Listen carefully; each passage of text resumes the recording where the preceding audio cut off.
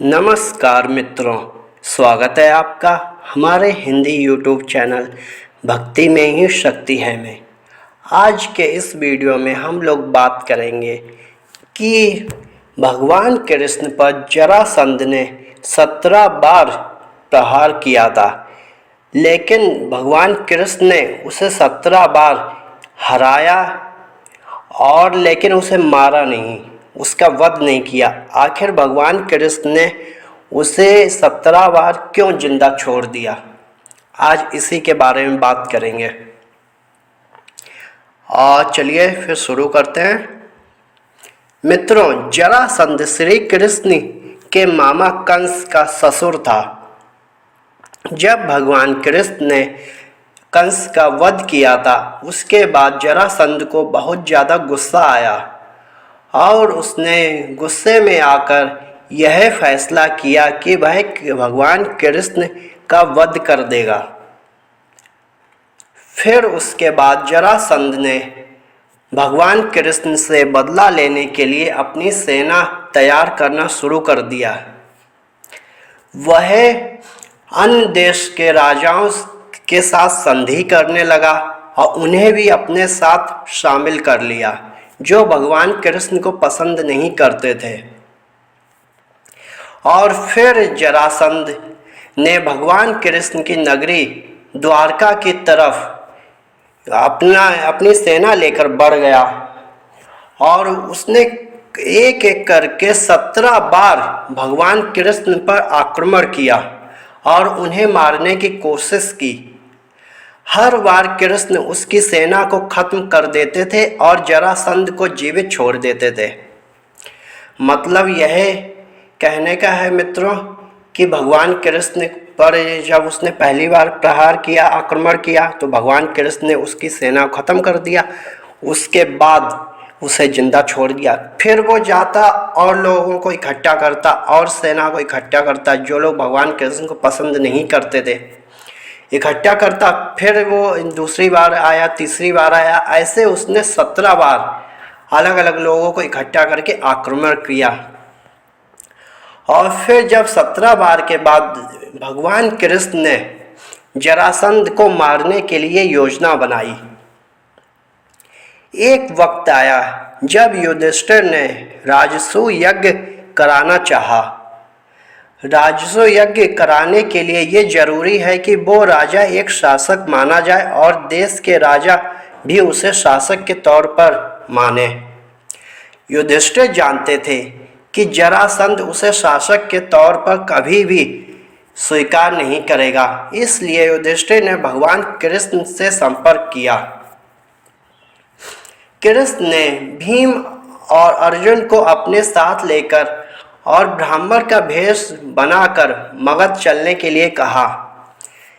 वहां पर कृष्ण ने जरासंध को कुश्ती के लिए चुनौती दी और फिर जरासंध भीम के साथ कुश्ती के लिए तैयार हो गया और फिर जरासंध भीम का युद्ध चालू हो गया और यह युद्ध 4 दिनों तक चलता रहा। लेकिन भीम जरासंध का वध नहीं कर पा रहे थे।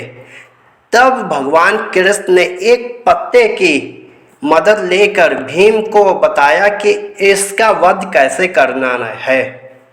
भगवान कृष्ण ने उस पत्ते को बीच से फाड़ दिया और दो विपरीत दिशाओं में फेंक दिया, मतलब आमने सामने की दिशाओं में, एक सीधे हाथ की तरफ, एक उल्टे हाथ की तरफ, मतलब दूर दूर दो विपरीत दिशाओं में फेंक दिया था। कृष्ण ने जैसे ही पत्ता फाड़ कर ये भीम को बताया, फिर भीम समझ गए सारी बात। फिर उन्होंने ठीक वैसा ही किया। उन्होंने जरासंध के शरीर को 2 भागों में बांटकर अलग अलग दिशा में फेंक दिया, जिससे कि वो दोबारा जोड़ ना पाए और उसकी मृत्यु हो गई। ओके मित्रों, अब आपके मन में यह बात आ रही होगी कि भगवान कृष्ण ने 17 बार जरासंध को जीवित क्यों छोड़ दिया। फिर चलिए अब उसी के बारे में बताते हैं। एक बार बलराम और कृष्ण चर्चा पर बैठे तो बलराम ने भगवान कृष्ण से पूछा कि आखिर उन्होंने जरासंध को मारने के लिए इतना इंतजार क्यों किया, आखिर उसे पहली बार में ही क्यों नहीं मार दिया। तब भगवान कृष्ण ने बलराम से कहा कि जरासंध हर बार हमला करने के लिए नई सेना लेकर आता था और इस सेना में कई शक्तिशाली राजा भी होते थे जो कि बहुत अधर्मी थे, जो धरती पर काफ़ी अत्याचार करते थे। जरासंध के कारण कृष्ण उन सभी अत्याचारी राजाओं को एक ही जगह पर खत्म कर पाते थे, क्योंकि जरासंध इकट्ठे करके ले आता था और फिर कृष्ण खत्म कर देते थे। जरासंध दुष्ट लोगों को एक समूह में इकट्ठा कर लेता था और भगवान कृष्ण ने इसी का फायदा उठाकर इन अत्याचारी राजाओं को मार देते थे और धरती को इन अत्याचारी राजाओं से मुक्त करवाते थे। और फिर इस तरह भगवान कृष्ण ने जरासंध का वध करवाया था। अब तो मित्रों आप समझ ही चुके होंगे कि भगवान कृष्ण ने जरासंध को 17 बार क्यों छोड़ दिया जिंदा, और फिर उन्होंने योजना बनाई और फिर भीम के हाथों जरासंध का वध करवा दिया। इस तरह जरासंध का वध हुआ था। मित्रों आज के वीडियो में इतना ही। अगर आपको वीडियो पसंद आया है तो वीडियो को लाइक कीजिए, कमेंट कीजिए और शेयर कीजिए। और अगर आप हमारे चैनल पर नए हैं तो चैनल को सब्सक्राइब कर दीजिए और बेल के आइकन पर क्लिक ज़रूर करें, जिससे कि आपको हमारे आने वाले वीडियोज़ का नोटिफिकेशन मिलता रहे। धन्यवाद। जय श्री कृष्ण।